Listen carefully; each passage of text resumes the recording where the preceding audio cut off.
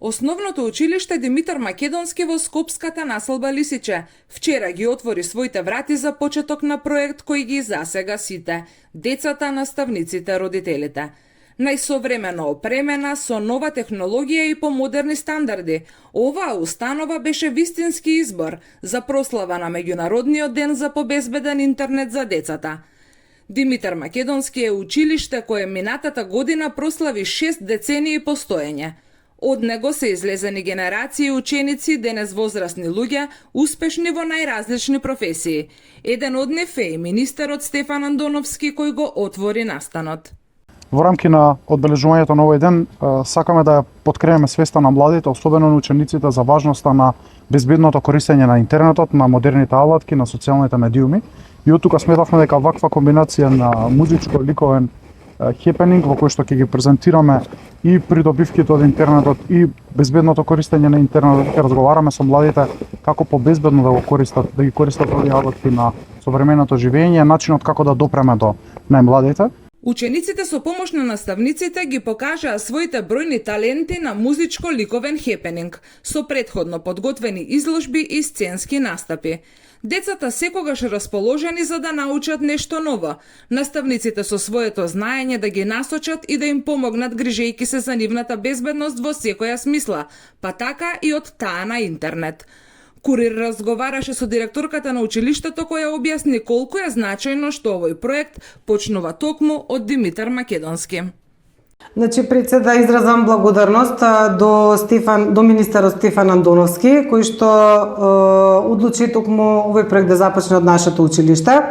Започнувањето на овој проект од нашето училиште ќе има долгорочни позитивни ефекти и ќе помогне за создавање безбедна и информирана средина. Овој проект ќе ги едуцира, а и ќе подигне свеста кај учениците околу безбедноста на користење на интернетот. Секако со проектот ќе се зајакне и соработката на училиштето со семејствата, односно родителите, се многу важна алка за образовниот процес заради постигнување на поголеми успеси. Градоначалникот на аеродром говореше за значењето на пораките кои овој настан ги испраќа.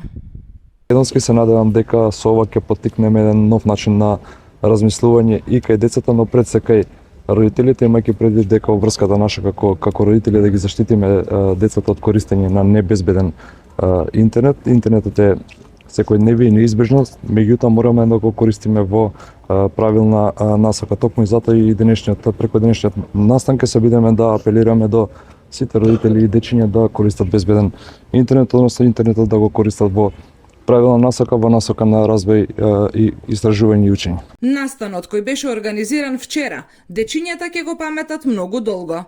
Во училишната сала посебен настап имаше славниот диџеј Боно, а свој концерт само за нив одржа нивниот омилен Пајак.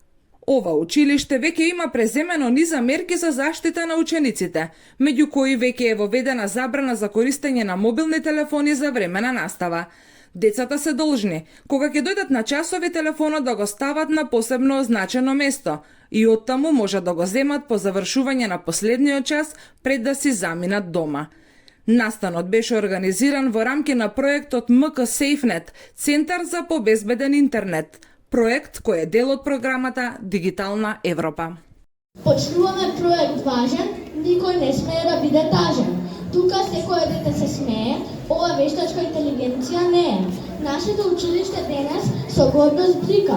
Ова прекрасно место Димитар Македонски се вика. На интернетот се најубаво пишува за нас сите, тука и министерот како дете ги минувал дните. Интернет е важна тема, никој нема дилема, но не е само забава и игра крава, за безбедноста треба прсто да го ставиме на глава. Да размислиме пред да напишеме нешто, за навред и закани и насилства, таму нема место. Од родителите нешто сомнително не смее да криеме, со видео TikTok не треба да се спиеме. На интернет да внимаваме е важно, постојат профили со представување на личните податоци нека останат тајна. Информацијата за секогаш онлайн е трајна. Со непознати не зборуваме, како и во живо, малку треба за грешка да ни биде криво.